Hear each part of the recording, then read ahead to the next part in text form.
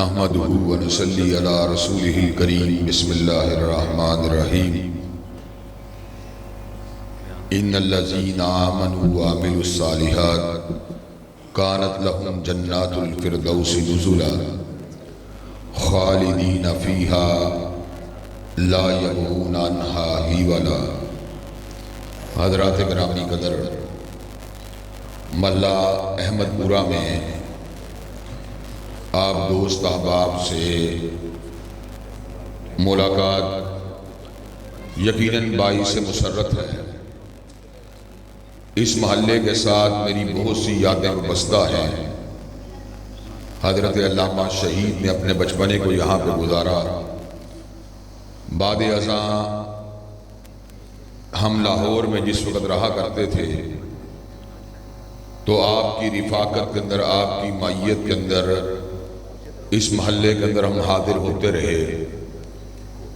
مجھے ایک تراویح کی رات بھی یاد ہے کہ یہاں پر کوئی وفات ہوئی تھی تو اس کی تعزیت کرنے کے لیے حضرت علامہ صاحب تشریف لائے تھے۔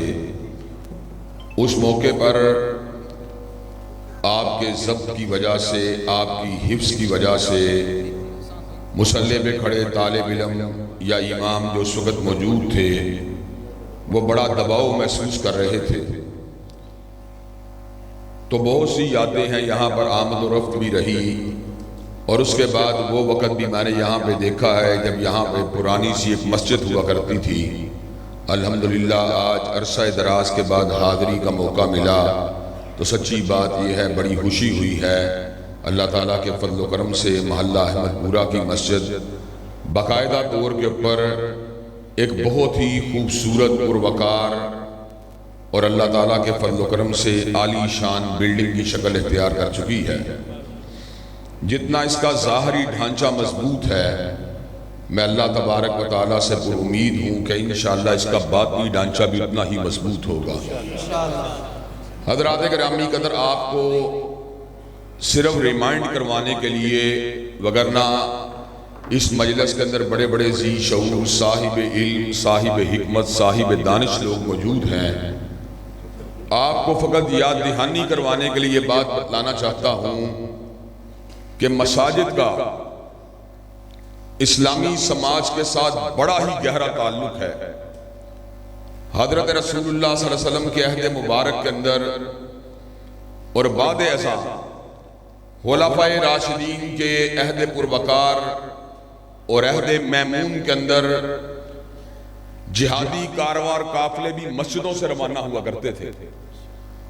مسجدوں میں خطبے بھی ہوتے تھے، اجتماعات بھی ہوتے تھے، نکاح کی تقریبات بھی ہوتی تھی، جنازے بھی ہوتے تھے، پرے پنچایت والے سارے کام مسجدوں میں ہوتے تھے، اور اس کے ساتھ ساتھ مظلوم مسلمانوں کے لیے تائید اور نصرت کا اعلان بھی مساجد کی ممبر اور ان کے مصلوں سے ہوتا تھا۔ جب تک مسجد اہم رہی، جب تک مسجد اور تحت اور ریاست ایک رہی، ہم کامیاب رہے۔ حضرت صدیق اکبر مصلی کے بھی امام تھے، ریاست کے بھی امام۔ حضرت فاروق مصلی کے بھی امام تھے، ریاست کے بھی امام۔ حضرت عثمان مصلی کے بھی امام تھے، ریاست کے بھی امام۔ حضرت علی المرتضیٰ مصلی کے بھی امام تھے، ریاست کے بھی امام۔ پھر کیا ہوا؟ جو نہ تھا خوب بتدریج وہی خوب ہوا، اور غلامی میں بدل جاتا ہے قوموں کا ضمیر۔ جب ہمارے حکمران ان پڑھ جاہل قسم کے لوگ بن گئے، ہمارے اوپر زوال مسلط ہو گیا۔ ایک دور تھا جب ہمارے حکمران قرآن کے مفسر تھے، حدیث کے شیخ تھے، اور اب ہمارے لیڈر وہ ہیں جنہیں ناظرہ قرآن بھی نہیں پڑھنا آتا۔ حضرات گرامی کا نتیجہ کیا نکلا ہے؟ جو علم کی، حکمت کی، دانائی کی، فہم کی، فراست کی جو اصل جڑ تھی، جب ہم اس سے لا تعلق ہو گئے، ہم نے یہ گمان کر لیا کہ شاید میاں صاحب ہمارے معاملات کو حل کر لیں گے، شاید خان صاحب ہمارے معاملات کو حل کر لیں گے۔ حضرات، یہ ہماری بہت بڑی کوتا بینی تھی، ہماری بہت بڑی ناقبت اندیشی تھی۔ ہمارے جملہ معاملات سنوارنے والی ذات اللہ کی ذات ہے، اور ہمیں ان لوگوں کو سامنے لانا چاہیے اور ان لوگوں کی حمایت کرنی چاہیے جو اللہ تبارک و تعالیٰ کے دین کے غلبے کا کام کرنے والے ہوں۔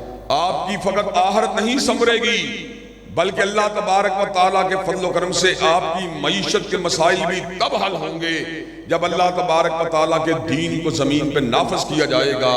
زمین کے خزانوں کا مالک شاید ہم کسی اور کو سمجھتے ہیں اور آخرت کے خزانوں کا مالک شاید ہم کسی اور کو سمجھتے ہیں۔ ہمارا شاید یہ وہم ہے کہ میاں صاحب اور خان صاحب جو ہیں وہ IMF اور ورلڈ بینک سے ہمیں پیسہ لے کے امیر کر دیں گے، جبکہ آخرت کی جنت جو ہے وہ ہمیں اللہ تبارک و تعالیٰ کی ذات سے حاصل ہوگی۔ چنانچہ ہماری دنیا اور ہے، آخرت اور ہے، ہمارے دینی معاملات اور ہیں، ہمارے اخروی معاملات اور ہیں۔ حضرات گرامی قدر میں آج آپ کو یہ بات سمجھانے کے لیے آیا ہوں اور آپ کے سامنے اس بات کو رکھنے کے لیے آیا ہوں کہ اللہ تبارک و تعالیٰ کے فضل و کرم سے ہماری معیشت کے معاملات کا تعلق بھی ہمارے دین کے ساتھ ہے۔ وَلَوْ أَنَّهُمْ أَقَامُوا التَّوْرَاةَ وَالْإِنْجِيلَ وَمَا أُنزِلَ إِلَيْهِمْ مِنْ رَبِّهِمْ لَأَكَلُوا مِنْ فَوْقِهِمْ وَمِنْ تَحْتِ أَرْجُلِهِمْ، اگر زمین کے اوپر توراۃ اور انجیل اور ان کے بعد نازل ہونے والے قرآن کو قائم کر دیا جائے، اس کے نظام کو قائم کر دیا جائے کہ توراۃ اور انجیل کے نظام کا بھی حقیقی رکھوالا فقط کائنات میں قرآن ہے کہ مہیمن علیہ ہے، کہ ان کی پوری دعوت کا اچھا حصہ اب قرآن میں اللہ نے سمو کے رکھ دیا ہے۔ اگر زمین کے اوپر کلام اللہ کو قائم کر دیا جائے تو اللہ تبارک و تعالیٰ کا فیصلہ ہے، اللہ اوپر سے بھی رزق دے گا، زمین سے بھی رزق کو جاری۔ حضرات گرامی قدر، لیکن چونکہ ہم دین اور دنیا کی دوئی کے قائل بن چکے ہیں، پراپوگنڈے کی وجہ سے، اشتہاری مہموں کی وجہ سے، سیاسی اجتماعات کی وجہ سے، ڈھول ڈمکے کی وجہ سے، لڑکیوں کی بے پردگی کی وجہ سے، شور شرابے کی وجہ سے، گل گپاڑے کی وجہ سے، زندہ باد اور مردہ باد کی آوازوں کی وجہ سے ہمارے لیے حق پہچاننا مشکل ہو چکا ہے۔ وگرنہ ایک وہ وقت تھا جب پوری کی پوری دنیا کے اندر مسلمانوں کا دبدبہ بھی تھا، غلغلہ بھی تھا، کنٹرول بھی تھا۔ وہ وقت کون سا وقت تھا؟ جب ہماری مسجدیں کچی ہوا کرتی تھی، ہم پوری دنیا پہ غالب ہوا کرتے تھے، اور آج مسجدیں تو پکی ہو چکی ہیں۔ لیکن جو حضرت اقبال نے کہی تھی نا بات، وہ کمال بات ہے، مسجد کو بنا دی شبر میں ایمان کی حرارت والوں نے، مسجد کو بنا دی شبر میں ایمان کی حرارت والوں نے، من اپنا پرانا پاپی ہے برسوں میں نمازی بن نہ سکا۔ حضرات گرامی قدر، اس وقت کچی مسجد تھی لیکن ایمان جو تھا وہ فولاد سے زیادہ مضبوط تھا۔ اب مسجدیں پکی ہیں لیکن ایمان جو ہے وہ پانی سے زیادہ کمزور ہو چکا۔ جدھر کی ہوا دیکھتا ہے ہمارا ایمان وہاں پہ چلا جاتا ہے۔ میاں صاحب آ رہے ہیں زندہ باد، خان صاحب آ رہے ہیں زندہ باد، فلاں آ رہا ہے زندہ باد۔ اور یاد رکھو، میں یہ بات علی وجہ البصیرت کہتا ہوں اور میرا کوئی بھی جرم نہیں ہے، اللہ تعالیٰ کے فضل و کرم سے میں نے کسی عالم کی پگڑی کو نہیں اچھالا، میں نے کسی شیخ الحدیث کی بے ادبی نہیں کی، میں نے کسی شیخ التفسیر کی شان کے اندر گستاخی نہیں کی، لیکن پھر بھی کئی لوگ مجھ سے کیوں ناراض ہیں؟ اس کی بنیادی وجہ فقط ایک ہے، اپنے بھی خفا مجھ سے ہیں، بیگانے بھی ناخوش، میں زہر حلال کو کبھی کہہ نہ سکا۔ حضرات گرامی قدر، میرا جرم فقط یہ ہے، وہ جو اکبر الہ آبادی نے کہا تھا، حریفوں نے جا جا کے رپٹ لکھوائی ہے تھانے میں کہ اکبر نام لیتا ہے خدا کا اس زمانے میں۔ حضرات گرامی قدر، اور اللہ تبارک و تعالیٰ کا یہ بہت بڑا فضل ہے، میں اس کا جتنا بھی شکریہ ادا کروں، میں نے اللہ کے فضل و کرم سے دنیاوی تعلیم کو بھی پوری طرح حاصل کیا، انگلش میڈیم سکولوں سے تعلیم کو حاصل کیا، گورنمنٹ کالج سے FSC کو کیا، انجینئرنگ یونیورسٹی سے میں نے BSc میکینیکل انجینئرنگ کے اندر جو ہے میں نے اس کی ڈگری کو حاصل کیا، MSc IT کی ڈگری کو حاصل کیا۔ حضرات گرامی قدر، پنجاب یونیورسٹی سے میں نے 10 سے زیادہ ماسٹر ڈگریوں کو حاصل کیا، MPhil کی ڈگری کو حاصل کیا، PhD کا کورس ورک جو ہے پورے پنجاب میں سب سے اعلیٰ نمبروں سے کلیئر کیا. حضرات گرامی قدر تھیسس بھی اس وقت جو ہے اس کے اوپر کام جاری و ساری ہے. لیکن حضرات گرامی قدر یہ اللہ کا بہت بڑا فضل ہے, مجھے یونیورسٹیوں کی بلڈنگوں میں جانے کے باوجود اور مختلف طرح کے نظام تعلیم سے گزرنے کے باوجود اور طرح طرح کی باتوں کو سننے کے باوجود اور ماڈرن سے ماڈرن اور لبرل سے لبرل جو ہے اسٹوڈنٹس کی کے ساتھ اور اساتذہ کے ساتھ وقت کو گزارنے کے باوجود اور مسلم لیگ اور تحریک انصاف کے بڑے بڑے زعماء سے ملنے کے باوجود میری نظر اگر ہوتی ہے نہ خان صاحب کے چہرے پہ ہوتی ہے نہ میاں صاحب کے چہرے پہ ہوتی ہے, نظر اگر میری ہوتی ہے یا رب کے قرآن پہ ہوتی ہے یا کملی والے کے فرمان پہ ہوتی ہے. حضرات گرامی قدر آج میں آپ کی مسجد میں کچھ درد دل کی باتیں کرنے کے لیے آیا ہوں. کسی کے پر تان کرنے نہیں آیا, کسی کے پر طنز کرنے نہیں آیا, کسی کی بے ادبی کرنے نہیں آیا, کسی پہ تشنیع کرنے نہیں آیا, لیکن آپ کو مساجد کے اصل مقاصد سے آگاہ کرنے کے لیے آیا ہوں. لا مسجد اسس علی التقوی من اول یوم احق ان تقوم فیہ رجال یحبون ان یتطہروا واللہ یحب المطہرین. ایک وقت تھا جب مسجدیں پالش کیا کرتی تھی, عقیدے کی پالش بھی کیا کرتی تھی, عبادات کی پالش بھی کیا کرتی تھی, معاملات کی پالش بھی کیا کرتی تھی, لیکن اب مسجد کے اندر فقط اللہ اکبر کی آواز تو آتی ہے, مسجد میں نمازوں کی ادائیگی کی آواز تو آتی ہے, لیکن مسجدوں کے اندر اللہ کی توحید کے بیان کے ساتھ ساتھ غیر اللہ کی نفی کرنے والوں کو روکا بھی جاتا ہے, ٹوکا بھی جاتا ہے.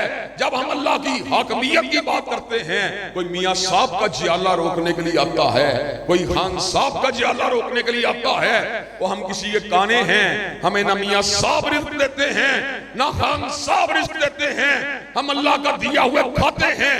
انشاءاللہ جب تک زندہ رہیں گے ان شخصیت پرستوں کا مقابلہ کرتے رہیں گے, میاں صاحب کی حاکمیت کا انکار کرتے رہیں گے, خان صاحب کی حاکمیت کا انکار کرتے رہیں گے, اللہ اکبر کا نعرہ بھی لگاتے رہیں گے, رشکر آپ کی حاکمیت کا ڈنکا بھی بجاتے رہیں گے. نعرہ تکبیر. حضرات گرامی قدر مساجد کا مقصد کیا ہے؟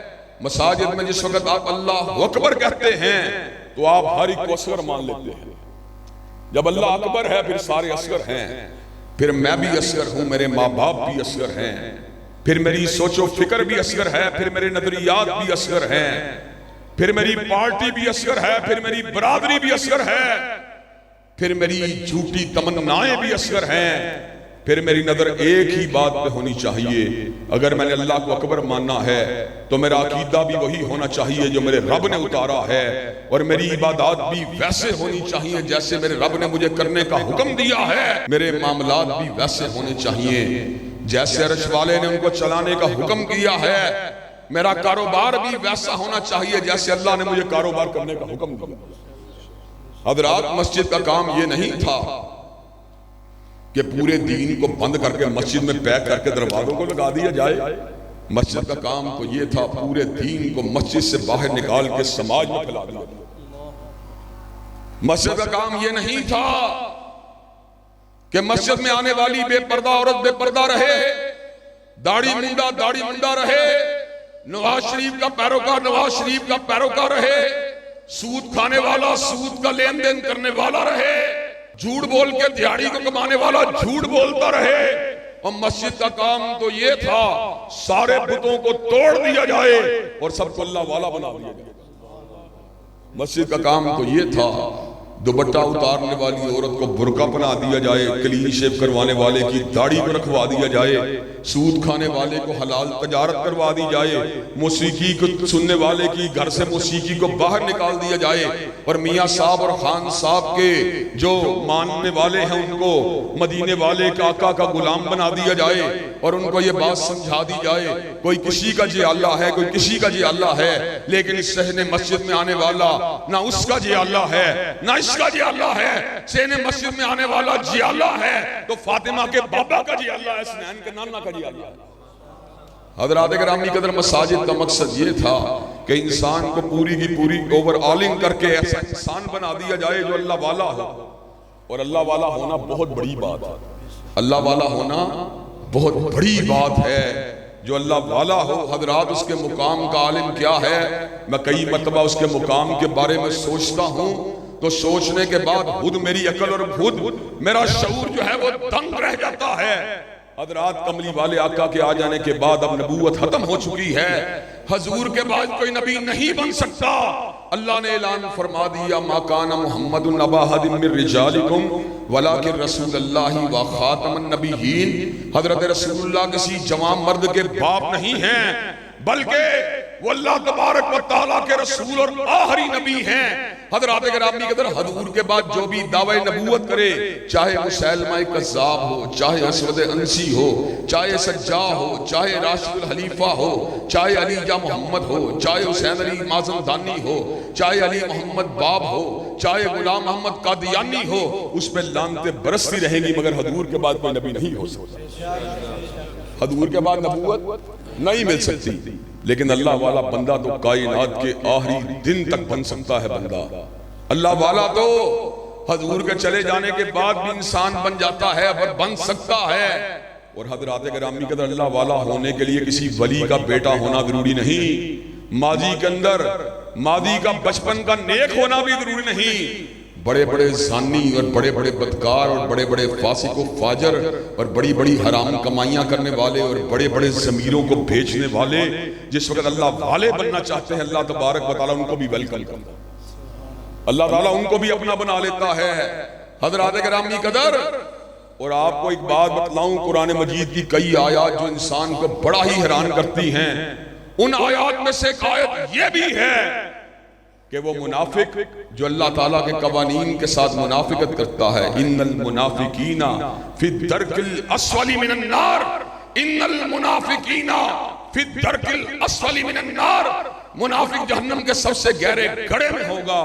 ہاں، 20-30 سال تک منافقت کرنے والا اور اسلام کی جڑوں کو کھوکھلا کرنے والا اور علماء دین کے خلاف بکواسیات کرنے والا اور شاعر دین کے خلاف سازشوں کے تانے بانے بننے والا، الا الذین تابوا واصلحوا واعتصموا باللہ واخلصوا دینہم للہ فاولئک مع المؤمنین۔ اور 30-40 سال تک منافقت کرنے والے آج فجر کی نماز میں مومن بن کے آیا ہے، اللہ تعالیٰ تیرا شمار مومنوں کے رجسٹر میں کر دے۔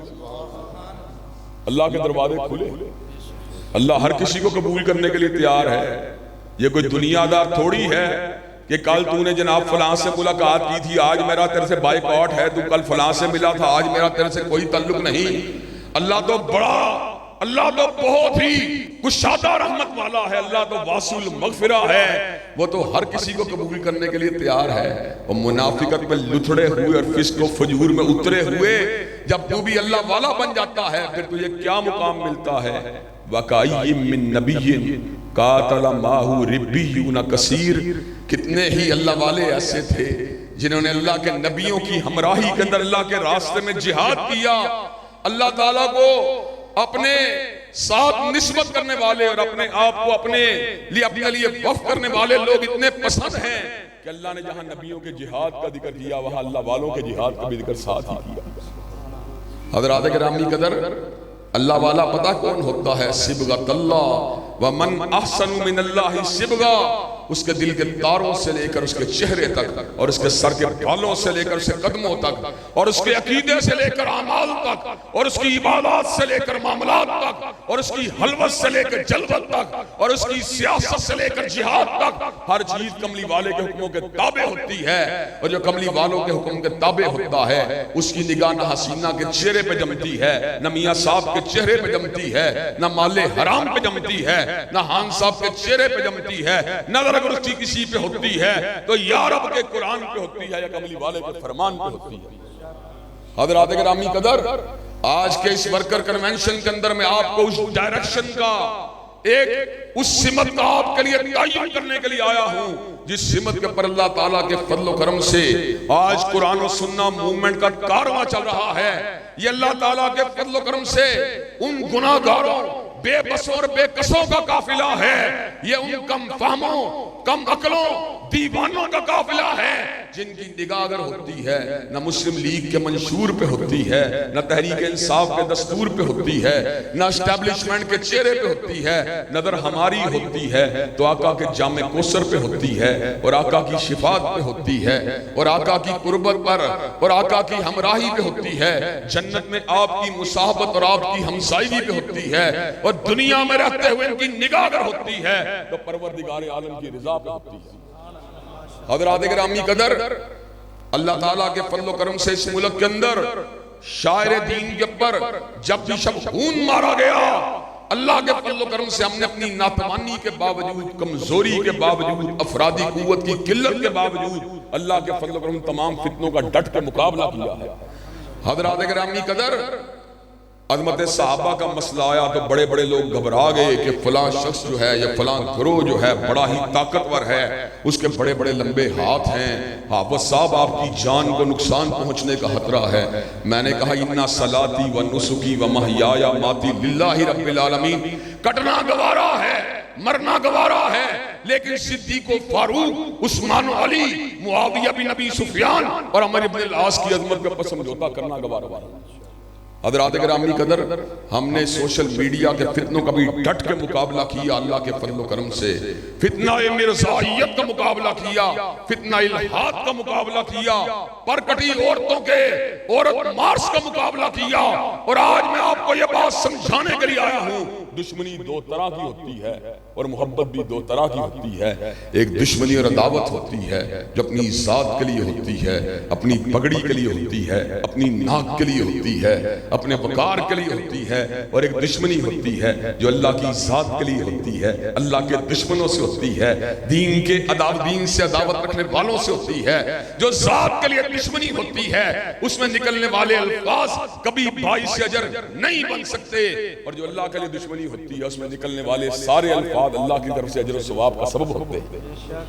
اور حضرات گرامی قدر، محبت بھی دو طرح کی ہوتی ہے، ایک حرام محبت ہوتی ہے اور ایک حلال محبت ہوتی ہے۔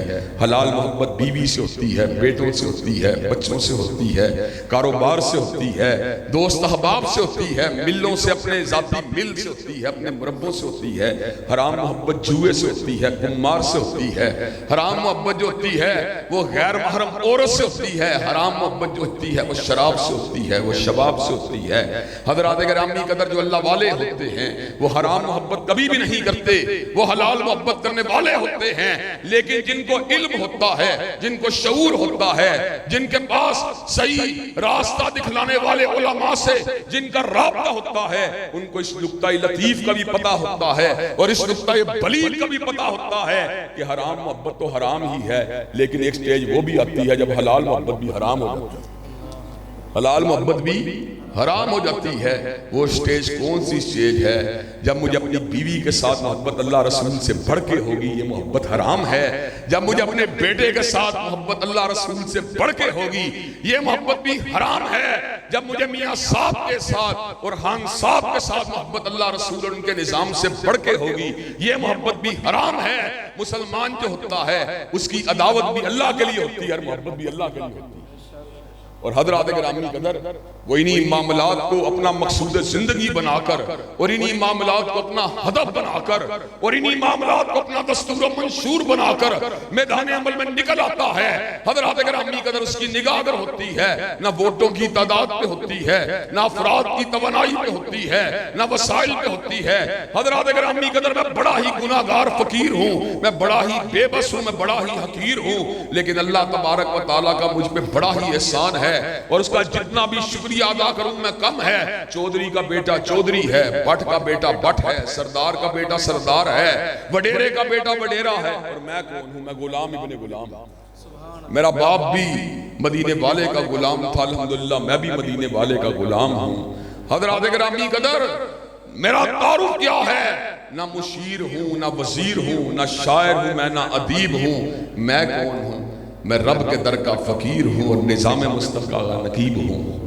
میں نظام مصطفیٰ کا نقیب ہوں۔ حضرات گرامی قدر، اس نقابت کے لیے اور دور حاضر کے بڑے بڑے بتوں کو گرانے کے لیے اور دور حاضر کے بڑے بڑے سیاسی پلروں کو گرانے کے لیے اور شاعر دینیا کے اوپر حملہ کرنے والوں کا مقابلہ کرنے کے لیے اور عظمت صحابہ کو مجروح کرنے والوں کا راستہ روکنے کے لیے اللہ تبارک و تعالیٰ کی ذات اور اس کی نسبت سے محبت کرنے کے لیے اللہ تبارک و تعالیٰ کی ذات اور اس کے دشمنوں سے عداوت رکھنے والوں کے لیے حضرات گرامی قدر بے نیام شمشیر بننے کے لیے کیا آپ قرآن و سننا موومنٹ کے کارواں کا حصہ بننے کے لیے تیار ہیں انشاءاللہ؟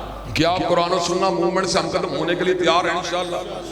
انشاءاللہ ہم آپ کو کسی سرمایہ دار کے ہاتھ میں نہیں بیچیں گے، ہم آپ کو کسی جاگیردار کے ہاتھ میں فروخت نہیں کریں گے، انشاءاللہ ہم آپ کو راستہ دکھلائیں گے، اللہ کا راستہ دکھلائیں گے۔